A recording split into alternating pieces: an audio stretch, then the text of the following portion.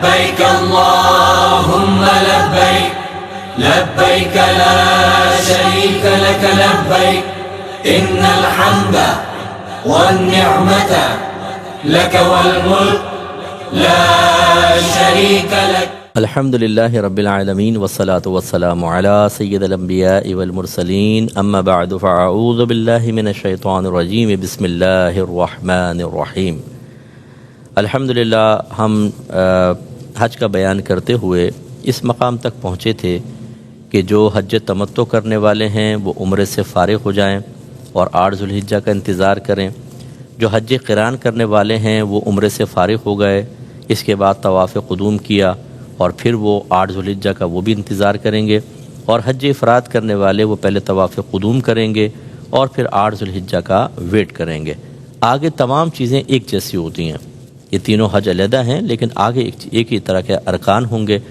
تو اب جب 8 ذوالحجہ آ جائے تو حج تمتع کرنے والوں کے لیے میں نے مشورہ دیا تھا کہ آپ حج کا احرام پہنیں، اور احرام کے اندر وہ تمام چیزیں ہوں گی جو پہلے ذکر کر دی گئیں، اور اس کے بعد ایک نفل طواف کر لیں جو اتباع رمل کے ساتھ ہو، اور بعد میں آپ سعی وغیرہ بھی کر لیں. تو انشاءاللہ طواف الزیارہ کے بعد جو 10 ذوالحجہ کو کرنا ہے آپ کو ان چیزوں کی ضرورت نہیں رہے گی، صرف طواف کیا اور فارغ، آسانی رہتی ہے.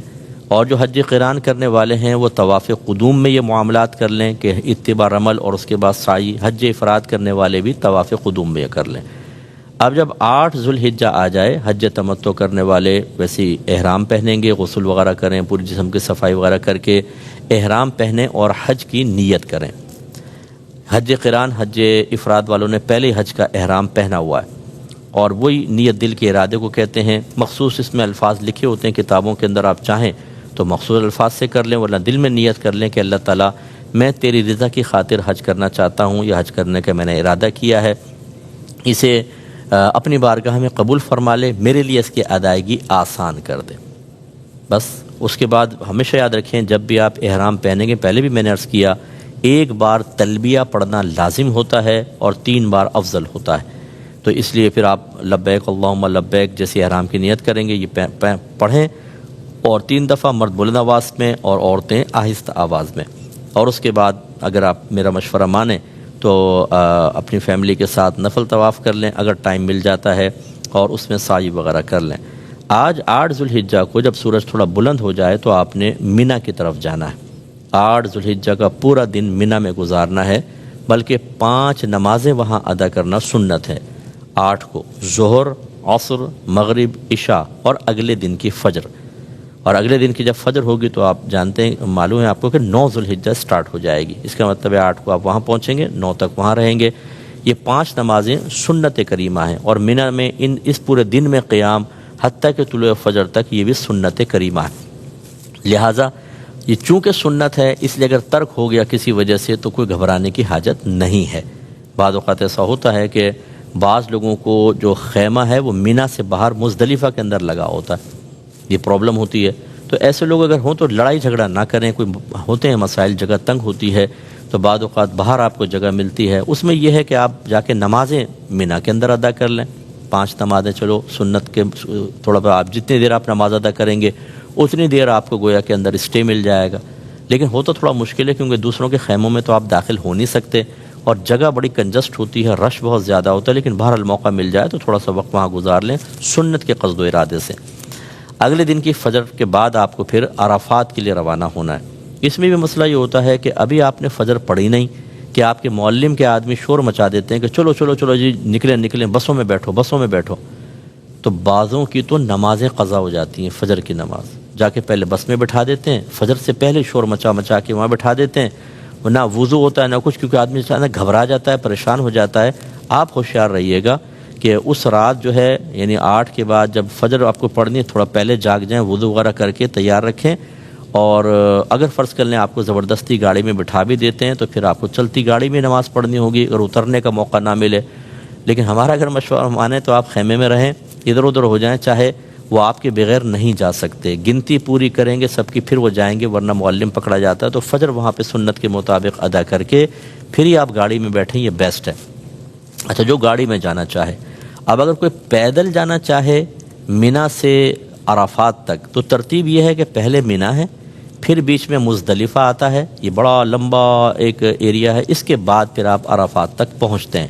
تو اگر کوئی پیدل چلنے کی طاقت رکھتا ہو تو پیدل جائے، یہ افضل ہوتا ہے، لیکن ہاٹنس بہت زیادہ ہوتی ہے، راستہ بہت گرم ہوتا ہے، اس لیے ہمت ہو تو کریں، اور خاص طور پہ جب آپ کے ساتھ فیملی ہوتی ہے تو پھر آپ چلیں، فیملی کے ساتھ گاڑی میں بیٹھ جائیں، لیکن یہ بھی ایک صبر آزما سفر ہوتا ہے، کیونکہ اسٹک ہو جاتی ہیں گاڑیاں، ویسے تو ایئر کنڈیشن ہوتا ہے لیکن آہستہ آہستہ چل رہی ہوتی ہیں، طبیعت میں بعض اوقات شیطان ملال پیدا کرنے کی کوشش کرتا ہے، تو نو کمنٹس، بالکل ہونٹ بند، اللہ کی رضا کی خاطر بالکل سکون سے، ٹھیک ہے نا، بعض اوقات آدھا گھنٹہ تک بس کھڑی رہتی ہیں، یہ بھی ہوتا ہے، کوئی مسئلہ نہیں ہے، اللہ کی رضا کی خاطر کریں، اور اگر پیدل جانا چاہیں تو پیدل جائیں۔ آپ 8 کو یہاں پہنچے، آپ نے ظہر عصر یعنی منی میں پہنچے تھے، ظہر عصر مغرب عشاء، اگلے دن کی فجر پڑی، 9 سٹارٹ ہو گئی، اب 9 کو آپ پہنچ رہے ہیں میدان عرفات میں۔ یہ میدان عرفات میں ٹھہرنا وقوف عرفہ کہلاتا ہے، اور یہ حج کا رکن اعظم ہے، یعنی پہلا فرض یہ ہے، اور دوسرا طواف الزیارہ، یہ 2 فرائض ادا کرتے ہیں آپ حاجی ہو جاتے ہیں، اور خاص طور پہ یعنی حاجی تو آپ یہیں سے ہو جائیں گے، وقوف عرفہ میں پہنچ گئے، چاہے قصد و ارادے سے پہنچیں یا کوئی راستہ بھٹک کے وہاں پہنچ کے حالت احرام میں اسے پتہ ہی نہیں کہ میدان عرفات ہے، حتیٰ کہ اگر بے ہوش کو وہاں لا کر ڈال دیا حاجی ہو جائے گا۔ تو آج آپ ظہر کے ٹائم تک، زوال کے وقت تک یا ظہر تک وہاں پہنچ جائیں گے۔ وہاں پہنچنے کے بعد غسل کرنا مستحب ہوتا ہے، لیکن عمومی طور پہ جگہ نہیں میسر ہوتی، تو کم از کم وضو کر لیں، اور وہاں پر پھر آپ کو ظہر کی نماز ادا کرنی ہے، مسجد نمرہ میں ادا کر لیں یا باہر آپ کر لیں۔ یہ یاد رکھیں کہ فقہ حنفی کی روشنی میں میدان عرفات میں ظہر اور عصر کو ملانے کے لیے حاکم اسلام کی موجودگی شرط ہے، کہ اگر حاکم اسلام نماز پڑھا رہا ہو تو 2 کو ملائیں گے، اور ویسا نہیں آپ منفرد طور پہ پڑھ رہے ہیں تو ہمارا مشورہ یہی ہوگا، بحث بھی نہ کریں کسی سے، آپ لڑیں جھگڑے نہیں، بہت سے ملا کے پڑھ رہے ہوں گے، آپ ظہر کو ظہر کے وقت میں پڑھیں اور عصر کو عصر کے وقت میں پڑھیں، ٹھیک ہے، یہ کر سکتے ہیں۔ آپ ظہر کو ذرا آگے کر لیں، جب عصر کے وقت شروع ہونے لگے اس سے آپ 10 منٹ پہلے ظہر ادا کر لیں، تھوڑی دیر بعد ہی عصر شروع ہوگی، پھر آپ عصر کی نماز پڑھ لیں، بظاہر یہ دونوں نمازیں مل جائیں گی، متصل ہوں گی، لیکن اپنے اپنے وقت کے اندر۔ تو آج آپ کو یہاں ٹھہرنا ہے غروب آفتاب تک، اتنا یہاں پر ٹھہرنا واجب ہے، ٹھیک ہے، غروب آفتاب کے بعد ہی جا سکتے ہیں، اس سے پہلے نکلیں گے تو دم لازم ہو جائے گا، لیکن اچھی طرح یاد رکھیں کہ وقوف عرفہ کا ٹائم جو ہے وہ یہ پورا دن اور اگلے دن کی طلوع فجر، اگر اس پورے وقت میں کوئی یہاں پر آ گیا تو وہ اس کا رکن ادا ہو جائے گا، لیکن کم از کم آپ کو غروب آفتاب تک ٹھہرنا ہے، اس سے پہلے اگر آپ نکل گئے دم لازم ہو جائے گا۔ تو اگر کوئی خدا نخواستہ آپ غلطی سے غروب آفتاب سے پہلے نکل گئے نا تو دم لازم، لیکن اگر آپ دوبارہ آ جائیں حدود عرفات میں تو دم ساقط ہو جائے گا، معاف ہو جائے گا۔ تو کبھی خدا نخواستہ ایسا ہوتا ہے بعض اوقات کہ جلدی نکال دیتے ہیں، یہاں بھی وہی مصیبت ہوتی ہے کہ غروب آفتاب سے پہلے شور مچا دیتے ہیں، چلو چلو چلو، آپ کو بسوں میں لا کے بٹھا دیں گے، اور اگر آپ غروب آفتاب سے پہلے بیٹھ گئے اور وہ حدود عرفات سے بس باہر نکل گئی تو آپ پہ دم لازم ہو جائے گا۔ یہاں بھی ہمارا وہی مشورہ ہے، آپ کے بغیر بس نہیں جائے گی، ایک ایک حاجی کو گنا جاتا ہے، آپ وہاں پہ آرام سے کہیں پر بھی بیٹھ جائیں، غروب آفتاب کے بعد مغرب ادا نہیں کرنی ہے، غروب آفتاب کا انتظار کرنا ہے، اس کے بعد آپ جا کے بس میں بیٹھیں، کوئی ڈانٹ ڈپٹ نہیں ہوگی، گھبرائیے گا نہیں کہ مجھے ڈانٹیں گے، شاید کچھ سختی ہوگی، کچھ بھی نہیں ہوگا، آپ کا ادب ہے، تعظیم ہے، سب ہے، آپ کو لیے بغیر جائیں گے نہیں، اس لیے اپنا وہاں غروب آفتاب تک آپ ٹھہریں، یہ آپ کا وقوف عرفہ ہو گیا۔ اور یقین رکھیے کہ آپ گناہوں سے ایسے پاک و صاف ہو گئے جیسے آج ہی اپنی والدہ کے پیٹ سے پیدا ہوئے ہیں، کیونکہ جو میدان عرفات میں آ گیا تمام حقوق اللہ میں کی گئی کوتاہیاں معاف ہو جاتی ہیں۔ ایک حدیث کے مطابق نبی کریم صلی اللہ علیہ وسلم میدان عرفات میں تشریف لائے تو اللہ تعالیٰ کی بارگاہ میں عرض کیا، رب کریم میری امت کو بخش دے، دعا مانگی تو اللہ تعالیٰ کی طرف سے پھر آپ کو بشارت دی گئی کہ جو آپ کا امتی یہاں پر آیا میں اس کے تمام اپنے حق میں کی گئی کوتاہیوں کو معاف کر دوں گا، یعنی بندوں کے کوتاہی ظلم معاف نہیں ہوں گے۔ نبی کریم صلی اللہ علیہ وسلم نے عرض کیا رب کریم ظالم کو بھی معاف کر دے، لیکن کوئی جواب نہ آیا، سرکار دعا فرماتے رہے لیکن جواب نہ آیا، حتیٰ کہ آپ یہاں سے مزدلفہ تشریف لے گئے، پھر مزدلفہ میں دعا فرمائی تو اللہ تعالیٰ کی طرف سے یعنی بشارت ملی آپ کو کہ ظالم کو بھی بخش دیا۔ اس وقت نبی کریم صلی اللہ علیہ وسلم مسکرائے تو شیخین کریمین سیدنا صدیق اکبر و عمر فاروق رضی اللہ تعالیٰ عنہما نے عرض کیا رسول اللہ ہمارے ماں باپ آپ پہ قربان ہو جائیں، آپ کیوں مسکرائے؟ سرکار نے فرمایا کہ جب اللہ تبارک و تعالیٰ نے میری یہ دعا قبول کی اور میری امت کے ظالم کو بھی معاف کر دیا تو میں نے شیطان کو دیکھا واویلا مچا رہا تھا اور مٹی اٹھا کے سر پہ ڈال رہا تھا، اس کی حالت دیکھ کے مجھے ہنسی آ گئی۔ اس کا مطلب ہے میدان عرفات میں جو اللہ کے حق میں کوتاہی کی وہ سب معاف، اور مزدلفہ میں جو حقوق العباد میں کوتاہیاں کی ہیں وہ سب معاف، اور آپ گناہوں سے بالکل پاک و صاف ہو جائیں گے، صغیرہ کبیرہ ظاہری باطنی ہر قسم کے گناہ۔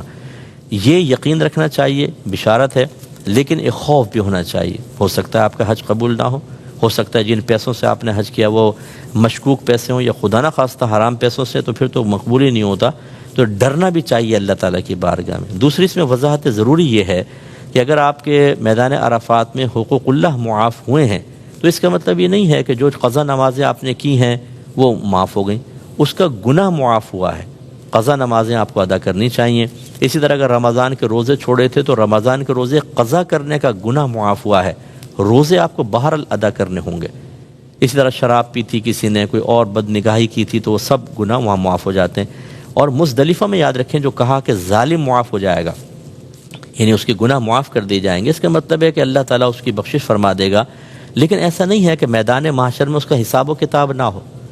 ایسا نہیں ہے کہ آپ نے اگر کسی کا قرضہ لیا ہوا ہے تو آپ کہیں کہ یہاں تو آ کے حقوق العباد بھی معاف ہو گئے تو قرضہ بھی معاف نہیں۔ قرضہ آپ کو دینا ہے، امانت آپ کو دینی ہے، وراثت آپ کو دینی ہی ہوگی، لیکن چونکہ آپ نے اگر ادائیگی میں تاخیر کی ہے، کوتاہی کی ہے، اس کا گناہ معاف ہوگا۔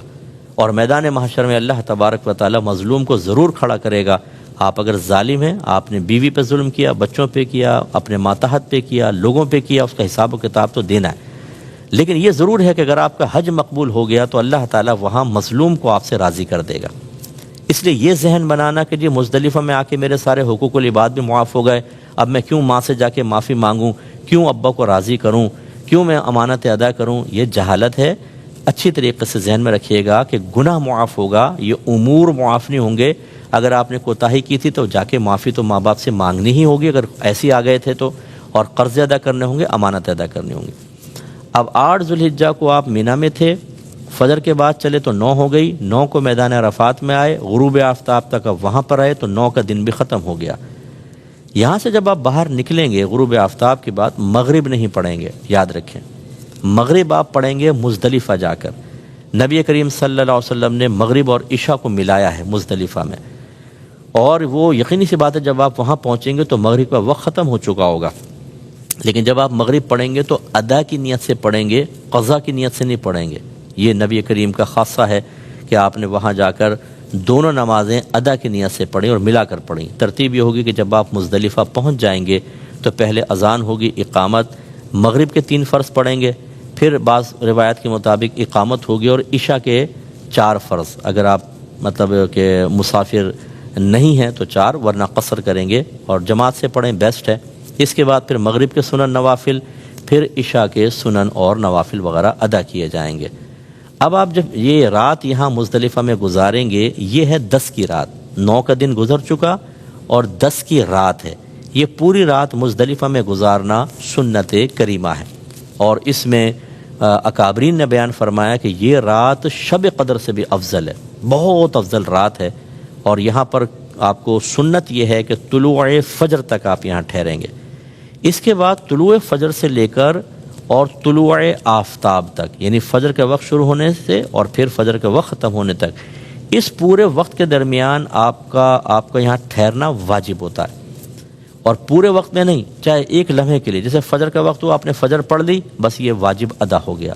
اس کا مطلب کیا ہوا کہ آپ نے پوری رات گزاری لیکن فجر شروع ہونے سے پہلے وہاں سے نکل گئے، تو جو واجب قیام تھا، واجب یہاں ٹھہرنا تھا، واجب وقف تھا، وہ آپ نے ترک کر دیا تو دم لازم ہوگا۔ اس لیے فجر کا انتظار کریں، اول وقت فجر پڑھ کر پھر آپ مینا کے لیے روانہ ہو جائیں۔ لیکن یہ صحت مندوں کے لیے ہے، یہ طاقتوروں کے لیے ہے۔ اگر فرض کر لیں کہ کوئی ضعیف خاتون ہیں، کوئی بیمار ہیں، بچے ہیں، عورتیں ہیں کہ وہ زیادہ رش کو برداشت نہیں کر سکتی، تو وہ فجر سے پہلے بھی جا سکتے ہیں۔ اور یقینی سی بات ہے اگر آپ صحت مند ہیں، آپ والدہ کی لیکن ویل چیئر چلا رہے ہیں کیونکہ وہ بیچاری ضعیف ہیں، کمزور ہیں، تو پھر آپ کے لیے بھی شرعی عذر بن جائے گا، آپ بھی طلوع فجر سے پہلے نکل سکتے ہیں۔ اب یہ تو نہیں کر سکتے نا کہ والدہ کو کہیں آپ ویل چیئر لے کے نکل جائیں اور میں بعد میں آؤں گا کیونکہ میرے لیے واجب ہے، تو بہتر تو یہ ہے کہ اول وقت میں فجر پڑھ لیں تو زیادہ بیسٹ ہے، لیکن اگر پہلے نکل جاتے ہیں عورتیں بچے وغیرہ، ان پر کوئی دم لازم نہیں۔ اچھا پہلے کیوں نکل جائیں؟ وہ پہلے اس لیے نکل جائیں، نبی کریم صلی اللہ علیہ وسلم نے حضرت سعودہ بنت زمعہ رضی اللہ تعالیٰ عنہ کو خاص اجازت مرحمت فرمائی، ایسے حضرت عبداللہ بن عباس رضی اللہ تعالیٰ عنہ فجر سے پہلے نکل گئے تھے، اور یہ روایات موجود ہیں کہ سرکار نے اجازت مرحمت فرمائی عورتوں بچوں کو فجر سے پہلے چلے جائیں۔ کیوں چلے جائیں؟ کیونکہ رش بہت زیادہ ہو جاتا ہے۔ یہ جتنا بھی حاجی، اگر 25 لاکھ حاجی ہے، یہ سب کے سب آج مینا میں پہنچیں گے اور کنکری مارنی ہے، رمی کرنی ہے۔ آپ اندازہ کریں کس قدر رش ہوگا، زبردست قسم کا۔ تو اس لیے یہ آپ ذہن میں رکھیں۔ اب یہ آپ جب مزدلفہ میں ٹھہرے ہوئے ہیں، پوری رات آپ ذکر الہی کریں، درود پاک پڑھیں، قضا نمازیں پڑھیں اور اذکار الہی کریں، اور کچھ نہیں کر سکتے تو سو جائیں۔ یہ نہ کریں کہ فضول گفتگو کریں، بیٹھ کر باتیں کر رہے ہیں، قہقہے لگا رہے ہیں، نو، یہ بھی مقام بڑا مقدس اور متبرک مقام ہے۔